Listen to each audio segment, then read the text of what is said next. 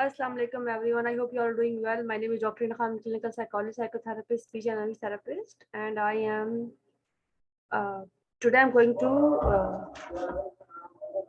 give some insight to all of you about cerebral palsy. और जैसे कि आप सब लोग को जानते हैं कि अभी 6 अक्टूबर को cerebral palsy का डे गुजरा है और रीजन इस सेशन को करने की ये थी कि हम थोड़ा बात कर सके cerebral palsy है क्या चीज़ और जो मिथ्स है इसके बारे में बहुत सारी मिथ्स ऐसे होते हैं कि फॉर एग्जांपल लोग समझते हैं कि जो सेरेब्रल पाल्सी होती है उसमें जो बच्चे होते हैं वो मेंटली चैलेंज बच्चे होते हैं, इंटेलेक्चुअल डिसेबल बच्चे होते हैं, तो उनकी आप नॉर्मल एजुकेशन में नहीं कर सकते। हालांकि कुछ बच्चे ऐसे तो जिनके ब्रेन एरियाज अफेक्टेड नहीं होते जो लर्निंग का पार्ट होता है।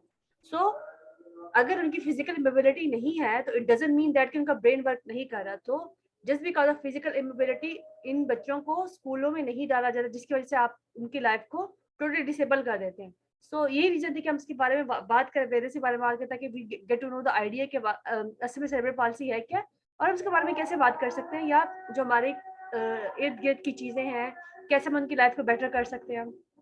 So let me start my presentation.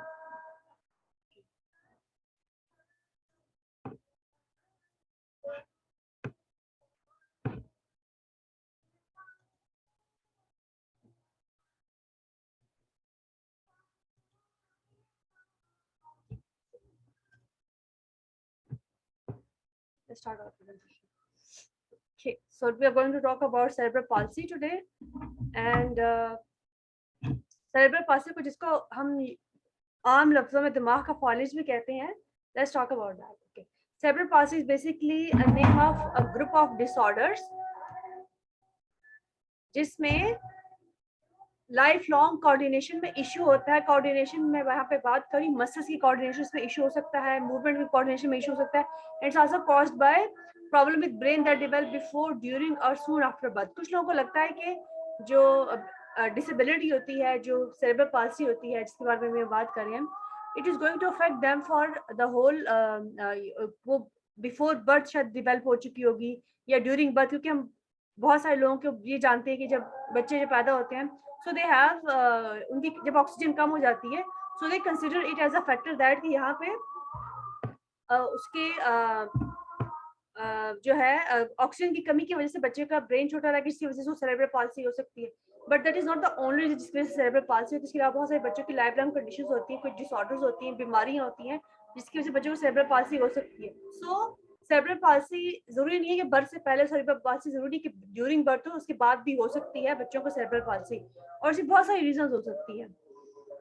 कुछ कॉजेज के बारे में बात करते हैं। Causes could be bacterial and viral infection such as meningitis, bleeding in the brain, और यानी कि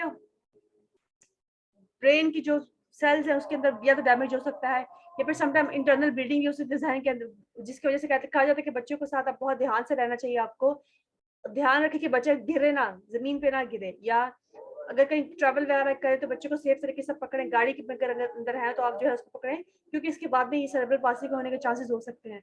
लैक ऑफ ऑक्सीजन की मैंने बात की, जिसको हम ब्लू बेबी कहते हैं या एपिलेप्सी चिल्ड्रन भी कहते हैं। Lack of oxygen to the brain before, during and after birth, जैसे मैंने आपको पहले भी बताया है। Prenatal exposure to drug and alcohol, and it's not just about that, कोई और इन्फेक्शन भी हो सकता है, प्रीनेटल इन्फेक्शन भी हो सकता है, इट कुड बी ड्रग भी हो सकता है, अल्कोहल भी हो सकता है, और चीजें भी हो सकती हैं बिफोर बर्थ। अगर मदर को कोई इशू है तो ये इवन के कुछ फैक्टर्स को हम RH फैक्टर्स कहते हैं, अगर वो भी हो सकते हैं तो हो सकता है कि बच्चे बाद में ये कंडीशन डेवलप कर। Prenatal exposure to raw uncooked meat और फिश, और जिसके बारे में हम ये रीजंस किए, तो ये इसलिए यहाँ पे कहा गया कि आप कुछ लोगों को लेड पॉइजनिंग की वजह से भी हो सकता है। तो मेंटल रिटार्डेशन या सेरेब्रल पाल्सी के कुछ कॉजेज जो है वो ड्यू टू कंटेमिनेशन भी हो सकती है। ड्यू टू कंटेमिनेशन मींस के जो पानी माँ इस्तेमाल कर रही है, अगर उसमें कोई ऐसी कंटेमिनेशन, उसके अंदर लेड है या कोई और पॉइजनस चीज है, तो वो भी बच्चों को लाइफ लॉन्ग कंडीशन में लेके जा सकते हैं बच्चे को वो या it could be the cause of cerebral palsy also. तो ये कॉज और डिफरेंट कॉजेज हम साथ साथ डिस्कस करते रहेंगे। Okay, so let's talk about जब सेरेब्रल पाल्सी होती है सो उसकी वजह से क्या इश्यूज आते हैं, क्योंकि हम पहले डिस्कस कर चुके, जो सेरेब्रल पाल्सी होती है that is you could say a problem in the brain. So जो जो एरिया सेरेब्रल पाल्सी की वजह से मुतासिर हुआ होगा, जहाँ पे यू नो जिस जगह पे जो जो से एरिया ब्रेन का पार्ट मुतासिर हुआ होगा, वहाँ पे बच्चे को इश्यू हो सकता है, उस एरिया में इश्यू हो सकता है। अगर ब्रेन में द एरिया इज डैमेज जो कि स्पीच के लिए रिस्पॉन्सिबल है, तो बच्चों को स्पीच लॉस हो सकता है। अगर ब्रेन में वो विजन के साथ रिस्पॉन्सिबल है, वहां पे जहाँ पे डैमेज हो चुका है, तो बच्चे की साइट भी जा सकती है। अगर हेयरिंग वाला इशू है या कोई किसी lobe, it's also depend on the lobe, कि ब्रेन के किस लोब, किस जगह पे the person is facing problem on which lobe. So क्या प्रॉब्लम हो सकता है अगर बच्चे को सेरेब्रल पाल्सी होती है, तो what could be the problem a child could face for longer run in their life. Visual impairment और ब्लाइंडनेस, जिसमें पहले भी बात की कि अगर ब्रेन के उस पार्ट में जो रिस्पॉन्सिबल है देखने के लिए, अगर वहां पे इशू है, वहां पे प्रॉब्लम होगी, वहां पे क्लॉट बन चुकी है, वहां पे ब्लीडिंग हो चुकी है, तो यहाँ पे क्या होगा, बच्चे की साइट जा सकती है, हेयरिंग लॉस हो सकता है, food expression for example sucking of food blind और into the lungs, and that is because sometime जो बच्चे के मसल्स या बहुत स्टिफ होते हैं या बहुत फ्लॉपी टाइप ऑफ मसल्स होते हैं, तो इसकी वजह से जब बच्चा सही तरीके से फूड को नहीं खा सकता, नहीं इंगल्फ कर सकता, तो ऑटोमेटिकली चांसेस होते हैं कि फूड के लंग्स के अंदर जाने की, तो इसकी वजह से और भी प्रॉब्लम हो सकती है। So that is also important to understand that कि कौन सा एरिया मुतासिर है, या अगर बच्चे को आप खाना खिला रहे हैं जिनको इशू है, जिनका ओरल मोटर एरिया वीक है, तो आपने मेक श्योर करना है कि बच्चे का खाना पेट के अंदर ही जाए। इस पोजीशन में आप उसको रखें, अगर फीडिंग भी करें उस पोजीशन में रखें कि कहीं बच्चे का खाना लंग्स के अंदर ना चला जाए।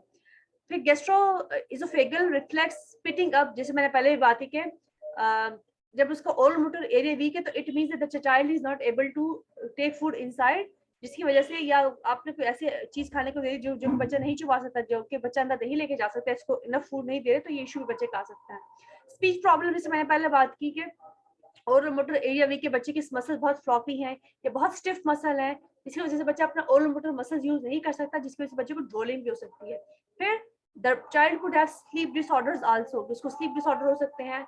Osteoporosis, weak brittle bones, it means that sometime the child could have weak bones, या उसके और एक और चीज भी थी, उसकी मसल इतनी फ्लॉपी थी, समटाइम अगर आप ये उंगली पीछे लेके जाना चाहेंगे तो बिल्कुल पीछे चली जाएगी, या बिल्कुल उसको यूं करके मोड़ना चाहेंगे तो मसल्स इतने फ्लॉपी होंगे, इतने स्टिफ होंगे कि the child will be able to feel problem in the muscular, और वो हाथों को भी यूज करने में उसको मसल प्रॉब्लम होगी, उसको हम आगे जाकर डिस्कस करेंगे। बिहेवियर प्रॉब्लम अब इस तरह से हो सकती है कि देखिए, behaviour problem in the sense कि आप बच्चे को बात करें, बच्चे की इशू है, उसको सुनाई सही तरीके से नहीं दे पा रहा, उसको समझ नहीं आ रही कि आप उसको क्या बात कर रहे हैं, उसका जहन सही तरीके से काम नहीं कर रहा, उसको आपकी कमांड की समझ नहीं आ रही, सो ऑटोमेटिक उसे बिहेवियर के प्रॉब्लम आ सकती हैं। बच्चा रिजिड हो सकता है, बच्चा स्टबर्न हो सकता है, बच्चा बाकी बच्चों के, क्योंकि उसका कॉग्निटिव फंक्शन वीक है। जब कॉग्निटिव फंक्शंस वीक होते हैं कुछ बच्चों के, तो इसकी वजह से तो बिहेवियर प्रॉब्लम भी आ सकते हैं, और कुछ बच्चों को सीजर्स भी होते हैं, सीजर मीन है कि झटके भी लगते हैं उनको। सो बहुत सारी प्रॉब्लम बच्चों को जब उसके होते हैं। सो लेट्स टॉक अबाउट कि हम बच्चों को डायग्नोज कैसे करेंगे जब उनको to understand that either the child have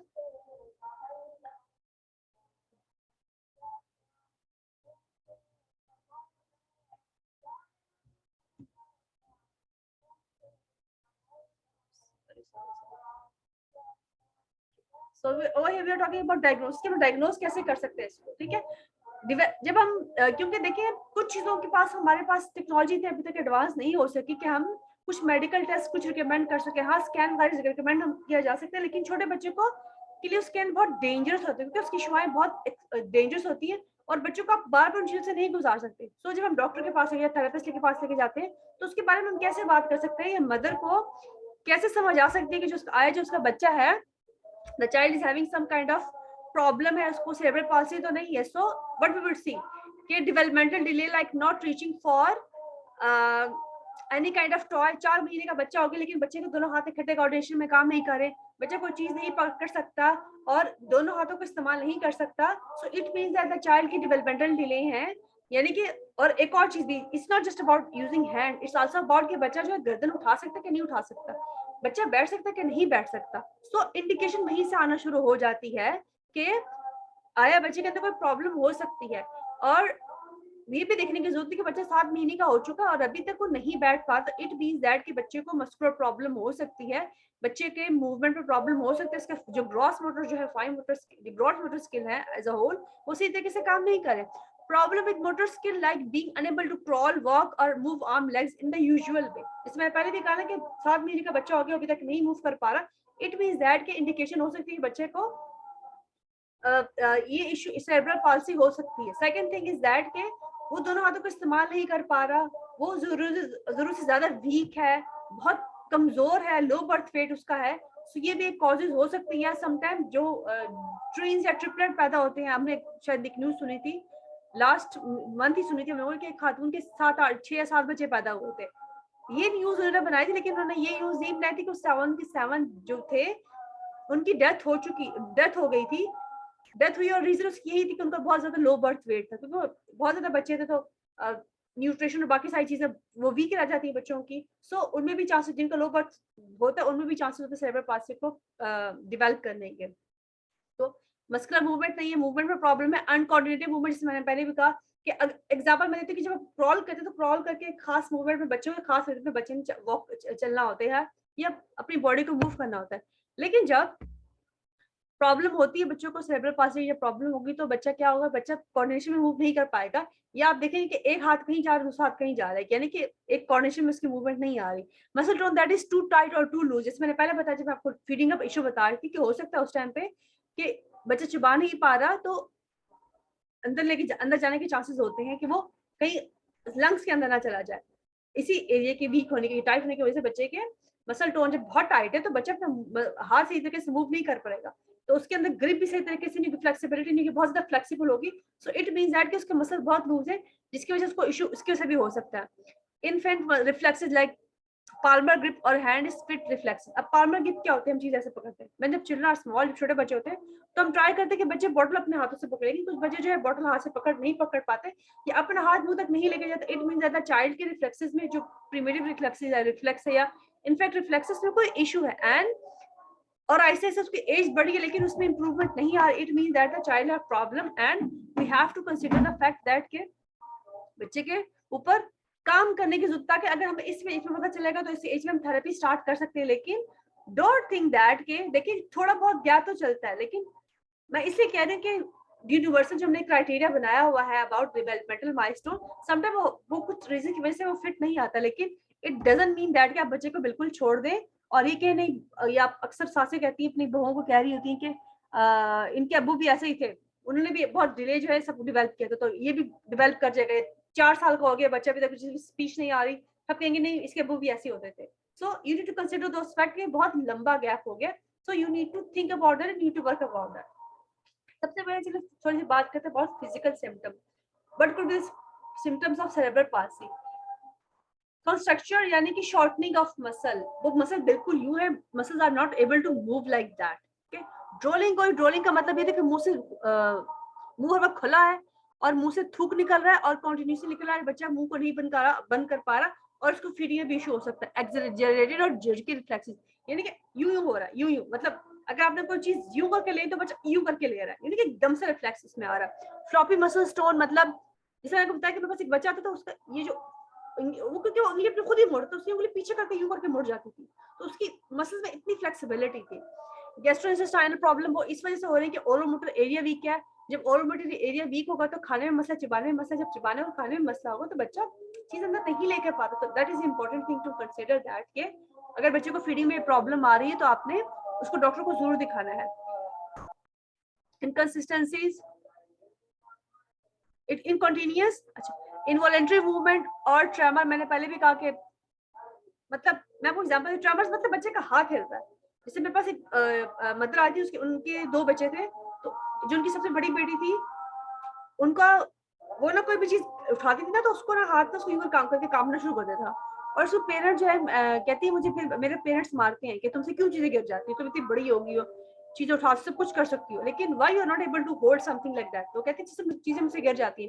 तो ट्रेमर ये कि कोई चीज पकड़ी नहीं जा रही, हैंड की मूवमेंट इतनी प्रॉपर नहीं, ग्रिप प्रॉपर नहीं है, उठा नहीं सकते, तो ट्रेमर आ सकते हैं, यानी कि झटके कह सकते हैं या कांपना जिसको हम कहते हैं वो भी यहाँ पे आ सकता है। Lack of coordination and balance, मतलब मैंने कहा कि दोनों हाथ इस्तेमाल नहीं करते तो वॉक भी बैलेंस में नहीं होगी, या फिर दोनों हाथ प्रॉपर तरीके से काम नहीं करेंगे। प्रॉब्लम स्वॉलिंग और सकिंग, वो ओरोमोटर एरिया वीक है जिसकी वजह से ये प्रॉब्लम आ सकती है। Movement on one side of the body, problem है movement of one side of the body, मतलब अच्छा इसमें ये सब चीजें किसमें टाइप्स की, कुछ में एक लिम्स में होता है, किसी में 2, यानी कि हमारे 4 लिम्स होते हैं ना, 1 2 3 4, वी हैव 4 लिम्स, ये 2 लिम्स ऊपर के 2 लिम्स नीचे के। समटाइम वो एक लिम्स में होता है, समटाइम 2 लिम्स में होता है, समटाइम 3 लिम्स में होता है, समटाइम होल बॉडी में होता है। आपने बहुत सारे बच्चों को देखा होगा जो व्हील चेयर पे जा रहे होते हैं। So it depend on that के ब्रेन के अंदर कौन सा जो एरिया वो डैमेज है, जिसकी वजह से उसने बॉडी की मूवमेंट को भी डैमेज किया हुआ है। तो इसकी वजह से वो या एक साइड भी हो सकती है, या सिर्फ एक हाथ हो सकता है, एक पाँव हो सकता है, बाकी बॉडी ठीक है। लेकिन यहाँ पे आपने एक और चीज जरूरी नहीं है कि अगर बच्चे को ये इशू है तो उसका बाकी ब्रेन भी वर्क नहीं कर रहा, इट डजंट मीन दैट। सो बहुत सारे बच्चों को मैंने देखा है कि व्हील चेयर पे होते हैं बट उनका ब्रेन बहुत अच्छा काम करता है, लेकिन just because of that reason कि उन्होंने बताया कि उनकी एक फिजिकल मोबिलिटी का इशू है, उनको आप जो नॉर्मल एजुकेशन से दूर रखते हैं, जिसकी वजह से उसके साथ जाती है। So you need to understand the factor that के बच्चे की समझ बिल्कुल ठीक है। So it is not that the child is properly intellectually disable. कुछ बच्चों को होता है 50%, जैसे भी कोई यूनिक सर्चेस डिफरेंट होती आती रहती है। इट मींस दैट कि हो सकता है समटाइम जरूरी नहीं कि वाकई इस तरह से हो रहा है, ठीक है। 80% मैं आपको पहले बता चुकी हूँ। Okay, let's talk about neurological function. मतलब न्यूरोलॉजिकल मींस जो ब्रेन और जो स्पाइनल कॉर्ड बाय बैक पे जो स्पाइनल कॉर्ड होती है उसमें आपस में कितना कनेक्शन है। Buildup of cranial pressure due to influence imbalance. वो क्रेनियल प्रेशर जिसे कहते हैं कि वो that is related to brain का जो फ्लूइड होता है जो कि आपके ब्रेन को प्रोटेक्ट कर रहा होता है, समटाइम्स उसका प्रेशर बहुत ज्यादा बॉडी के ऊपर होता है, तो उसकी वजह से भी इशू हो सकता है। फिर बिहेवियर प्रॉब्लम, देखिए मैंने आपको कहा ना कि जब बच्चों को कॉग्निटिव फंक्शंस ठीक तरीके से नहीं है, उसको समझ नहीं आ रही हो, बाकी बच्चों के लेवल पर समझ नहीं पा रहा, तो डेफिनेटली उसके बिहेवियर में इशू होंगे। उसको नहीं पता होगा एज अप्रोप्रिएट एक्टिविटी क्या होती है, उसको ये नहीं पता कि उसने क्लास में कैसा बैठना है, उसको नहीं पता कि उसने उसके टेबल मैनर्स क्या होते हैं, उसको ये नहीं पता कि जब एक मम्मा ने कह दिया कि आपने खामोश रोई जा रहा, और बहुत सारे प्रॉब्लम हो सकते हैं।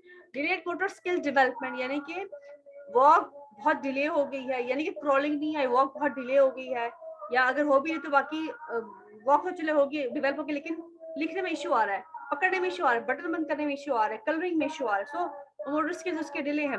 Delay with speech and language. अच्छा, स्पीच एंड लैंग्वेज में इट मींस दैट कि अगर उसको ओरल मोटर एरिया वीक है, या फिर अगर ब्रेन का वो एरिया जहाँ पे वो डैमेज हो चुका है, न्यूरोलॉजिकल डैमेज है उसको, या उसको ब्रेन का तो कोई डैमेज है, उसकी वजह से उसके हो सकता है कि वो स्पीच या जो लैंग्वेज का एरिया, जो लैंग्वेज कंप्रीहेंशन का स्पीच प्रोडक्शन का एरिया होता है, उसने उसको अफेक्ट किया होता है। तो इसकी वजह से हो सकता है कि उसकी स्पीच इंपेयरमेंट आ जाए। फिर सेंसरी इंपेयरमेंट भी हो सकती है, और विजुअल हियरिंग इंपेयरमेंट भी हो सकती है, ठीक है। So these are some neurological symptoms जो कि सेरेब्रल पाल्सी को इंडिकेट करते हैं। Okay, now let's talk about therapies कि थेरेपीज कौन सी ली जा सकती हैं इन लोगों की। Medication, because I am a psychologist, तो हम मेडिकेशन के बारे में ज्यादा बात नहीं करते, that is not even our area to discuss.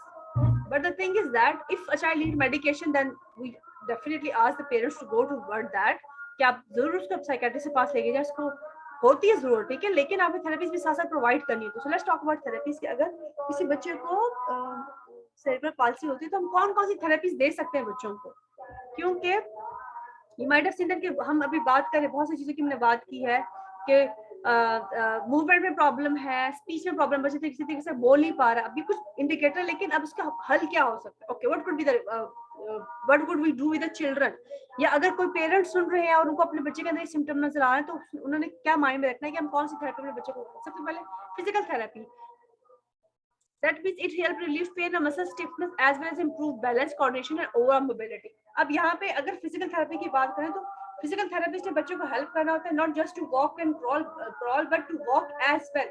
वो फाइन मोटर स्किल और ग्रॉस मोटर स्किल दोनों के ऊपर काम करता है, वो दोनों सारे लिम्स के ऊपर काम करता है, ताकि बच्चे की मस्कुलर स्टिफनेस खत्म हो जाए और डिफरेंट एक्सरसाइज के थ्रू बच्चे के ऊपर काम कर रहा होता है और उसकी ओवरऑल मोबिलिटी भी ठीक हो जाए। फिर फिजिकल थेरेपिस्ट का काम ये भी होता है कि वो डिफरेंट इक्विपमेंट यूज करे, बच्चे को मूव करने में हेल्प करे, यानी कि जैसे वॉकिंग बार होती है, वॉकिंग स्टिक होती है, या वो डिफरेंट स्टिमुलेशन करके मसल्स को डिफरेंट तरीके से स्टिमुलेट करके बच्चे को हेल्प आउट करते हैं कि उसने कैसे करना है। सीढ़ियों पे चढ़ना सिखाता है, उसको वॉक करना सिखाता है, बेंड होना सिखाता है, खड़े रहना सिखाता है, खड़े होकर उसको मूव करना सिखाता है। So that is the job of physical therapist. Next let's talk about occupational therapist. उनका भी काम बनता है, वो वैसे कैसे काम करते हैं विद दोस चिल्ड्रन जिनकी सेरेब्रल पाल्सी होती है। And we also need to consider that that is a life long condition. So हमने उसको manage करना होता है, just like other problems, जैसे other physical problems होती है। So what an occupational therapist could do, help children with cerebral palsy learn how to complete everyday tasks, activities to improving fine motor skill and cognitive abilities. Okay. Occupational therapist के different activities के through जिसमें fine motor skills आती है, जिसमें आई hand coordination पे काम होता है, जिसके अंदर जॉइंट अटेंशन के ऊपर काम होता है, जिसके अंदर बच्चे को सिखाया जाता है कि उसने ब्लॉक्स को कैसे ज्वाइन करना है, ये सिंपल एक्टिविटीज है। फिर उसने अपने कैसे दोनों हाथों को मूव करना है, बड़े बड़े उनके सामने ब्लॉक्स रखे जाते हैं, ब्लॉक्स को कैसे मूव करना है, या कोई एक्सपोज एक्टिविटी है, टूथपिक से कोई चीज करनी, कलरिंग कैसे करनी, ये सब चीजें करना सिखाई जाती है ऑक्यूपेशनल थेरेपिस्ट से सिखाते, ताकि बच्चे की फाइन मोटर स्किल बेहतर हो और उसके लाइफ स्किल बेहतर हो, because over here their job is to make them toward life skill. So उन्हें लाइफ स्किल्स के ऊपर काम कर रहा है, जिसमें हैंड वॉशिंग भी आती है, कॉम करना भी आता है, जिपिंग अनजिपिंग भी आती है, डिफरेंट लॉक्स होते हैं उनको खोलना होता है, की लॉक के होते हैं, कॉइन की एक्टिविटीज होती है, डिफरेंट एक्टिविटीज जो कोई थेरेपिस्ट बच्चों के साथ करवाता है, ताकि बच्चा जो है इफेक्टिवली अपनी लाइफ स्किल्स को बेहतर कर सके।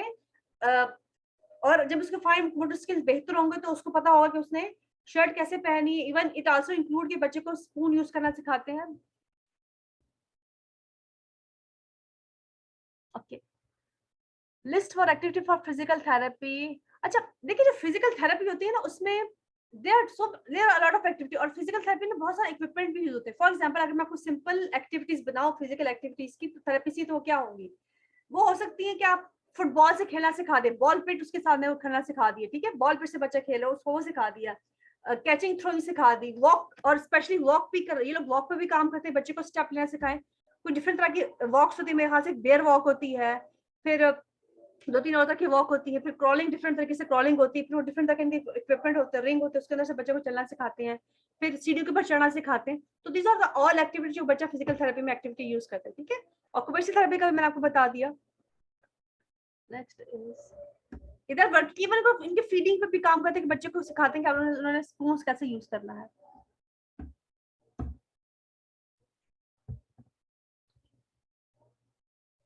नेक्स्ट इज स्पीच थेरेपी का काम। स्पीच थेरेपी का क्या मतलब काम, क्योंकि जैसे मैंने बात की है कि those children who have issues,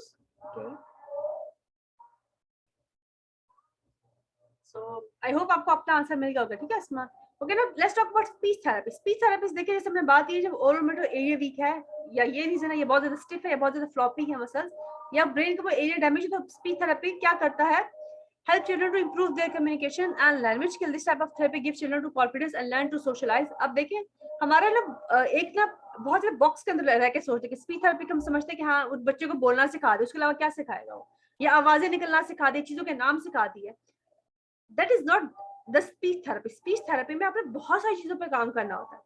sounds पे आपने काम करना होता है, फोनिक्स पे काम कर, अपने साउंड्स पे काम करना होता है, वोकैबुलरी बिल्डिंग पे काम करना होता है, फिर जनरलाइजेबिलिटी पे काम करना होता है, फिर वर्ब्स पे काम करना होता है, क्वेश्चन आंसरिंग पे काम करना होता है, कम्युनिकेशन पे काम करना होता है, सोशल स्किल्स पे काम करना होता है। ये सब जो जॉब्स होती है ये स्पीच थेरेपिस्ट की होती है। फिर कॉन्फिडेंस भी बनाना है कि ये चीज क्या है, उसको ये देख रहा। फिर सेल्फ हेल्प स्किल में भी स्पीच थेरेपी बहुत इंपॉर्टेंट होती है कि इस बंदे का क्या नाम है, जाओ इस कोई चीज देख रहा हो, it means that command following में भी काम हो रहा है यहाँ पे। फिर बिहेवियर पे भी हम लोग काम करते हैं, जैसे speech therapist working on behaviour. हम इंस्ट्रक्शन पे भी काम करते हैं, इंस्ट्रक्शन बिल्डिंग पे भी काम कर रहे होते हैं, हम कम्प्लेक्स इंस्ट्रक्शंस में भी काम करते हैं, डायरेक्शंस पे काम हो रहा होता है स्पीच थेरेपी के अंदर, ठीक है। और इसमें एज अ फिजिकल एक्टिविटीज भी इन्वॉल्व होती है। इसमें सिर्फ ये नहीं कि अपने बच्चे को चेयर पे बैठाए, उसमें आप एज अ होल बच्चे को लेकर चल रहे होते हैं कि मुझे ये चीज दे दो, मुझसे ये चीज दे लो, चलो ये करते हैं, ये पजल फिक्स करते हैं। सो ओवरऑल स्पीच थेरेपी जो है कम्युनिकेशन पे भी काम करती है, डायरेक्शन पे भी काम करती है, डायरेक्शन पे काम करती है, जॉइंट अटेंशन पे काम करती है। So it means that overall जो है हर एक का बहुत इंपॉर्टेंट रोल होता है to play over there. Yes, oral motor जो होता है फिजिकल में भी हम कर सकते हैं, फिजिकल में एक्टिविटीज डिफरेंट होंगी ओरल मोटर की, और जो स्पीच की थेरेपी है वो ओरल मोटर डिफरेंट होगी, ठीक है। जब मैं आपको क्वेश्चन आंसर का सेशन करूंगी ना, फिर मैं उसमें आपको ज्यादा चीजें डिटेल में बताऊंगी, क्योंकि इसमें ना थोड़ा टाइम जो है थोड़ा लिमिटेड हो जाता है, फिर मैं क्वेश्चन आंसर का सेशन बाद में करती हूँ अपनी प्रेजेंटेशन के बाद, ठीक है। लेकिन मैं आपको कुछ एक्टिविटीज बताऊंगी। मरीम आपसे दूसरे दोबारा क्वेश्चन कीजिएगा अबाउट ओरल मोटर मैकेनिज्म का। जो आप कहीं ओरल मोटर मूवमेंट है या फिजिकल है, वो दोनों सी की एक्टिविटीज होती है, ठीक है। इसको हमेशा जरूर डिस्कस करेंगे।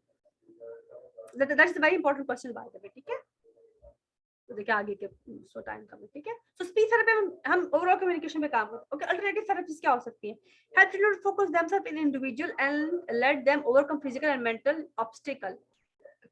अल्टरनेटिव थेरेपी, अच्छा कुछ के नाम जैसे हाउस राइडिंग होगी, फिर अल्टरनेटिव थेरेपी और क्या हो सकती है, जैसे I am working with children, so मैं उनको क्या कराऊंगी, I will let them go toward play, या let them to go toward ground में लेके जाके उनको क्या एक्टिविटीज करा सकते, स्विंग्स पे करा दी, या फिर आपने अगर इसमें भी इश्यूज को आ रहे हैं वो, या ये नहीं करवा सकते आप, तो बॉल कैचिंग थ्रोइंग सिखा दी, बैट बॉल सिखा दी, कैचिंग सिखा दी, किसी भी चीज को कैच करना सिखा दिया, ऑब्स्टिकल कोर्स पे उसको चलना सिखा दिया।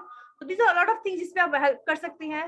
म्यूजिक थेरेपी से म्यूजिक सिखा दिया, जूडो कराटे सिखा दी, उसको टाइकोंडो सिखा दी, उसकी तरफ लेके चले गए। So it's not just that कि हमने उनको वहां पे लेके जाके उनसे बेल्ट ही लेनी होती है कि बच्चा बेल्ट ले ले। इसका रीजन ये होती है कि बच्चे को ओवरऑल जो है लाइफ इंप्रूव होती है, और हमने बच्चों को लाइफ को इंप्रूव होते देखा है, उन बच्चों को देखा है कि शुरू में उनसे एक हाथ नहीं कर सकते, now they can use their whole body. So that's the reason के it is helpful for those children के how to improve their life skill, कि हमें उनकी लाइफ को कैसे इंप्रूव करना है। सो इनका मकसद ये होता है। सो that's all for my today presentation, and that was simple one, but I'm sure मैंने ज्यादा जो perspective आप लोगों को दिया है, I just try to give you the perspective of कि कैसे इनकी ओवरऑल जो है लाइफ को इम्प्रूव कर सकते हैं।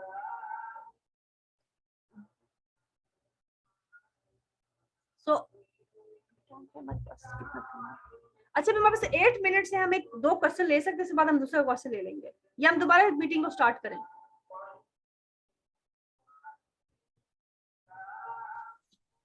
अस्सलाम वालेकुम। अस्सलाम वालेकुम। वालेकुम सलाम। मेरा क्वेश्चन है कि अगर एक बच्चे की स्पीच में ऐसे है कि उसके गले में से तो वो सारी नॉन वर्बल वोकलाइजेशन कर रहा है, ए ओ ई सब बोल रहा है, लेकिन जब स्पेशली उसे स्पीच के लिए बिठाते हैं और उसे कहते हैं ए बोलो, तो वो सिर्फ फूक फूक मार रहा होता है, ए वाली शक्ल बना के आवाज नहीं निकाल पा रहा होता।